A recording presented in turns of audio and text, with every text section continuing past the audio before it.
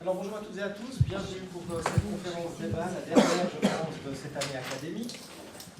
Aujourd'hui on va parler de multimédia, on va parler de capsules vidéo, on va parler finalement du numérique. Ça fait longtemps qu'on entend, le numérique aujourd'hui, j'ai l'impression que tout le monde doit avoir ça dans sa bouche quand on est dans l'enseignement.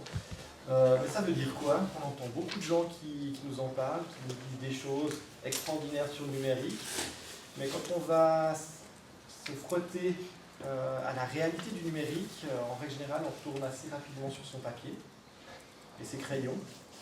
Les vieilles habitudes sont souvent pernicieuses. Aujourd'hui, on a de la chance d'accueillir Jean-François Van de Pol. Il nous vient tout droit, contrairement à son nom, de l'Université de Lausanne, ou de Bamako, c'est ce nom. Monsieur était en déplacement la semaine passée. Alors on a de la chance de l'avoir aujourd'hui ici parmi nous, malgré tout ce que l'Afrique a pu mettre en travers de son vol, de ses vols pour arriver ce matin à la HEP Valais. Jean-François, Jeff, avant d'être à l'Université de Lausanne, il était à l'Université de Liège, en Belgique, et il a monté une cellule d'innovation pédagogique, on va dire ça comme ça, pour faire simple, il en parlera mieux que moi. Il travaillait beaucoup sur les MOOC, tout le monde sait évidemment ce que c'est que les Massive Open Online Courses, ces magnifiques nouveaux jouets des universités qui permettent de se faire connaître largement, beaucoup plus loin que son niveau de captation habituel, mais ce qui permet aussi aux gens, qu'ils soient formés ou bien pas, de se faire des idées ou de créer des connaissances sur un domaine X ou Y où vous avez un intérêt marqué ou simplement un petit intérêt, ce qui explique que certaines personnes vont tout à coup s'intéresser à la révolution genevoise par exemple, parce que vous avez un MOOC qui se développe à ce moment-là. Ça vaut le coup d'aller voir ce qui se passe dans ce monde étrange qu'est le monde du numérique. Ça fait une dizaine d'années que ça existe.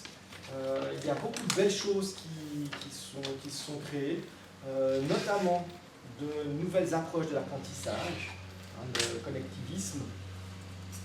Et je pense que c'est des éléments qu'on a vraiment besoin de s'approprier aujourd'hui, qu'on soit étudiant, étudiante à la HEP, qu'on soit enseignant dans une école primaire ou secondaire, mais qu'on soit dans le tertiaire aussi.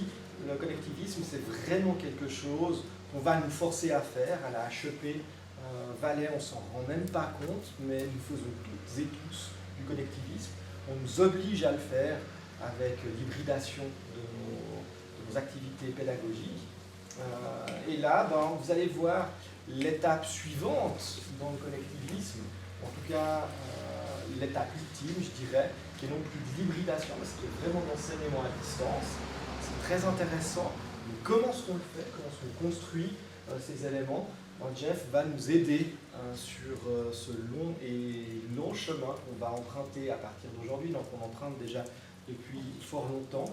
Mais je pense que c'est intéressant de se poser la question sérieusement. Comment est-ce qu'on scénarise notamment une capsule vidéo? C'est très facile aujourd'hui de se capter visuellement. Il y a plein d'exemples autour de la planète qui montrent à quel point ça fonctionne bien. Je pense à la Khan Academy, que tout le monde connaît évidemment. Si vous ne connaissez pas, c'est pas grave, vous tapez vite Khan Academy, ça existe même en français aujourd'hui. Mais après la conférence. Mais après la conférence, merci. Donc j'espère avoir un peu aiguisé ou aiguillé votre curiosité par rapport à ces capsules vidéo et cette scénarisation. Et puis, place à Jeff pour nous parler de l'autostoppeur du numérique. Oui, merci Jeff. Merci. Écoutez, merci de l'accueil et donc merci de m'accueillir ici. Le titre est un peu amusant parce qu'en fait, historiquement, j'ai toujours rêvé de faire une conférence qui s'appelait Video Kill the Amphitheater Star, la chanson des années 80. Et puis un jour, il y a une collègue suisse-allemande, j'ai vu l'année passée un colloque à Louvain qui m'a piqué le titre, j'ai dit zut, il faut que j'en trouve un autre. Et ici, c'est un petit peu une espèce de hacking du guide de l'autostoppeur de l'espace. Je ne sais pas si vous connaissez le bouquin Hitchhiking Guide to the Galaxy, and Far Behind, non? On vous demande c'est quoi le secret de la vie, l'éternel et de l'univers. La réponse d'un ordinateur construit pendant des siècles, c'est 42. Voilà.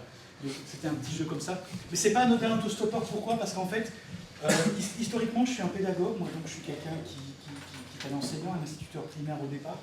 Puis, je viens des sciences de l'éducation. Et moi, je suis rentré dans le numérique pas par la porte du geek. Je suis absolument pas un geek. Je suis rentré par la porte du numérique parce qu'en fait, j'ai fait 10 premières années de ma carrière dans la formation d'enseignant pour l'Agence universitaire de la francophonie en Asie du Sud-Est. Donc j'ai vécu au Vietnam pendant 10 ans, formé des instituts, des profs de secondaire, et à l'enseignement bilingue. Et puis la révolution numérique, c'était déjà il y a presque 30 ans ça. Donc la révolution numérique est arrivée fin des années 90, et là j'ai entendu des gens qui parlaient des aspects potentiels de démocratisation du savoir que ça a amené. Et moi je me suis dirigé vers le numérique pour ça, parce que je trouvais que c'était un bon vecteur de démocratisation de l'accès au savoir, et pas un principe technologique phénoménal. Et donc voilà, je suis arrivé en 2002 du Vietnam à l'Université de Liège, où j'ai commencé à travailler comme ce qu'on appelle un ingénieur pédagogique. C'est un mot que je déteste, mais voilà. Qu'est-ce qu'on dit ici? On dit ingénieur pédagogique aussi. Ouais. Vous verrez en fait, on en parlera tantôt. Moi je préfère le mot designer pédagogique, parce qu'en fait en anglais on parle d'instructional designer, et je pense que ce terme-là est beaucoup plus adapté à ce qu'on fait que le mot ingénieur. Et puis le mot ingénieur pédagogique, c'est avec les vrais ingénieurs, et donc c'est un autre problème aussi. À Liège, je m'occupais d'accompagnement des enseignants dans l'hybridation de leurs cours. On a commencé à faire de l'hybridation de cours avec des plateformes numériques comme on connaît tous. Je travaille sur Moodle, je pense, ici. Nous, à l'époque, c'était WebCity, c'était en 2005. Et donc, on a commencé à systématiser un peu les approches de blended learning, l'apprentissage hybride. Comme on avait peu de moyens et qu'on n'était que deux pour une université de 27 000 étudiants, on était très optimisants, on va dire. Et puis un jour, il y a un prof qui dit bah, « Tiens, j'aimerais bien qu'on filme ». C'était en 2008. Et on avait un petit caméscope dans le fond d'un tiroir, et c'est comme ça qu'on a commencé à filmer des trucs. On s'est vite rendu compte, on le verra tantôt, que filmer un amphi, ça sert à rien. Enfin, ça peut avoir un usage, mais c'est pas vraiment très recommandé. Donc on a commencé à penser, tiens, mais si on filmait quelque chose, comment on pouvait le scénariser. 2012-2013, on a commencé vraiment à créer des films PEDA. 2016, la cellule innovation pédagogique MOOC. Là, on a produit près de 3000 films en 3 ans. Mais pas des films de façon technique ou comme un acte technique. Vous verrez que moi, je vois la création de multimédia pédagogique avec les profs comme un acte de professionnalisation. Donc en fait, nous, on travaille beaucoup les aspects pédagogiques. Et quand je vois un petit peu le modèle que je défends, il se met un peu à l'écart des modèles qu'on trouve. Quand on cherche un peu multimédia pédagogique, on entend beaucoup de conseils techniques, on voit beaucoup de logiciels, de façon de filmer, mais il y a très peu de gens qui disent « Ok, mais comment j'écris ça pédagogiquement? Et quand je scénarise une capsule, quels sont les principes pédagogiques que je mets derrière ?» Et un peu cette approche, la qualité pédagogique qu'on a amenée dans notre travail, et qui a amené que nos MOOC ont été suivis par près de 200 000 personnes, mais avec des taux de finition de 20%. Un MOOC, généralement, un taux de finition, c'est 3.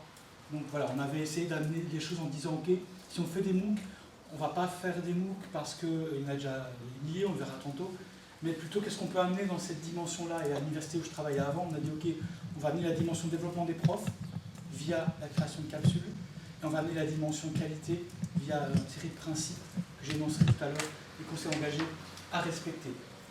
Et puis depuis janvier, je suis donc coordinateur de la division numérique et multimédia du Centre de soutien à l'enseignement de l'Université de Lausanne. Et comme ça, vous avez vu mon parcours en 5 minutes.